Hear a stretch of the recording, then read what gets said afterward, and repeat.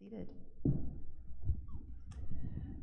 So when I was an undergraduate at the University of Alabama, one Ash Wednesday, I decided I would go to the Ash Wednesday service at the Canterbury Chapel, which is the Episcopal Student Center at University of Alabama. And of all the Ash Wednesday services I've attended, somehow that one is one of the most memorable, and I'm not sure why. I remember the sound of the priest's voice as he read those words of the gospel. I remember him preaching the sermon, and I remember getting ashes. But I think maybe why it's so memorable. You see, I was in a sorority at the University of Alabama with girls from all over the Southeast, many of whom were Southern Baptist or some other evangelical type of Christian, and people who I often experienced as hypocrites. So when I heard the words from Jesus in the gospel from tonight, which is always the gospel that we read on Ash Wednesday, beware of practicing your piety before others in order to be seen by them. When you give alms, do it in secret. Don't let your left hand know what your right hand is doing.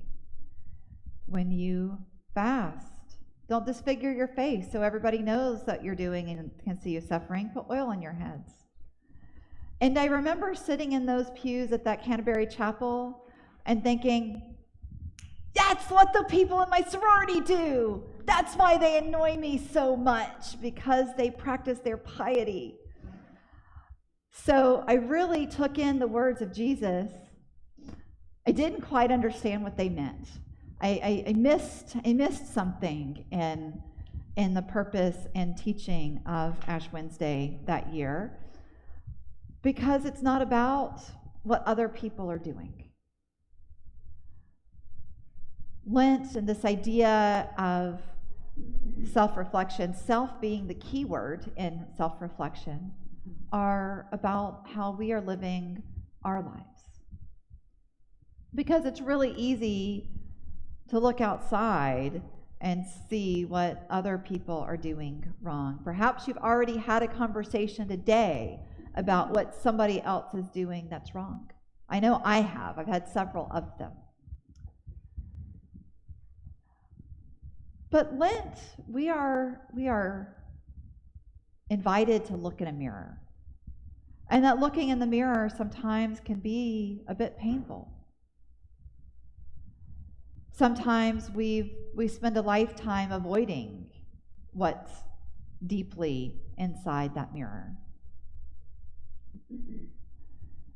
But what we're invited to see is what is blocking us from truly living into the beautiful and beloved person that God made. Where have we become blind to the light that other people are shining? Where are we not able to shine our light? It's about seeing where we can hit the mark better. It's about seeing where we might have gone a little bit far down this road and we need to turn around and come back. You know, there's this idea that Lent is supposed to be this like super penitential time and we're supposed to beat ourselves up. But I don't think that's what God intended from this time. Because the God that I believe in doesn't beat people up. The God that I believe in, the God that I know constantly reaches out to people in love. And that's what Lent is. It's about being able to love more fully. To love ourselves more fully, love others more fully, and to love God more fully. So maybe you've been thinking, maybe you've already decided, what are you giving up for Lent? And it seems like every year I see on, the clergy side of Facebook some kind of debate about chocolate. Should we give up chocolate or should we not give up chocolate? Is chocolate too trivial of a thing to give up for Lent? Or as one priest friend of mine says, are our 3 p.m. sugar cravings really something that do keep us from fully being able to depend on God? I'm not going to answer that question for you. I'm going to say that if you feel called to give up chocolate for Lent or cookies or other sugar, certainly we know that sugar has an addictive quality, and that's okay. I also want to invite you to think about other types of things that we might fast from.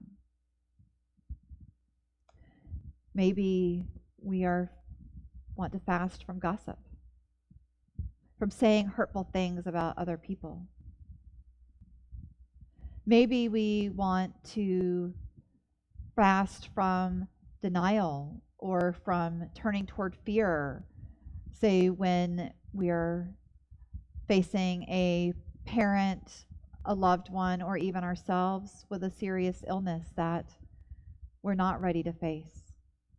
Maybe turning away from that fear is what we are called to do this Lent. Maybe we're called to fast from perfectionism. That's something that I personally have been struggling with, and the backward orientation of pages 5 and 6 in your leaflet will show you that maybe that is what, maybe I have been given this invitation to give up perfectionism because clearly I can't work the copier. And that's okay, because perfectionism is a real thing for me, and it is something that blocks me from the love of God and from the love of others. And it's something that I am being called to let go of. So there are all kinds of things that we can fast from. There are all kinds of things that go beyond food things that we can think about giving up for Lent. I also love the idea of taking something on for Lent. Maybe you want to commit or recommit to a morning prayer practice. And we can help you with that. We have our morning prayer with Deacon Cookie, and I believe June will be helping with that also, which happens on Facebook Live and YouTube Live at 8 o'clock in the mornings. If you're not fully ready to do morning prayer at 8 o'clock in the mornings, you can come back and watch it later. But that kind of daily office, that daily structured prayer, it does help give us kind of a more structured time of prayer. And it's kind of like setting up a coffee date with God, where it's an intentional time. And that's something that can really further your spiritual practices during Lent.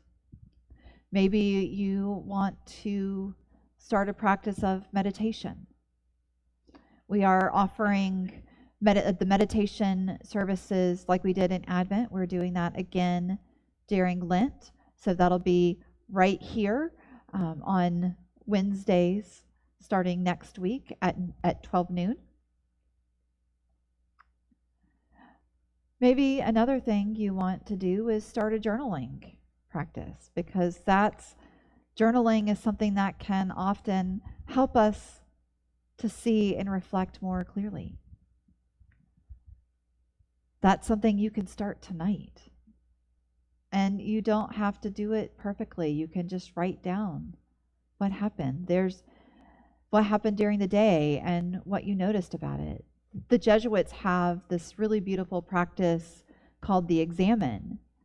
And the way that I like to think about it is, at the end of the day, you think back about your day and you think, what am I most grateful for? And what am I least grateful for? And if you write those down over the course of time, you start to see patterns, and you start to see those things that are life-giving for you and those things that are draining for you. And that can help you discern where you want to go with your life, what your gifts are. So there are many things that we can do to observe this Lent. And whatever it is that you do to observe Lent, may it be something that strengthens you, something that helps you see yourself more fully. May it help you let go of those things that are blocking you from fully receiving and then giving God's love. May it make you stand more strongly as the beloved child of God that you are.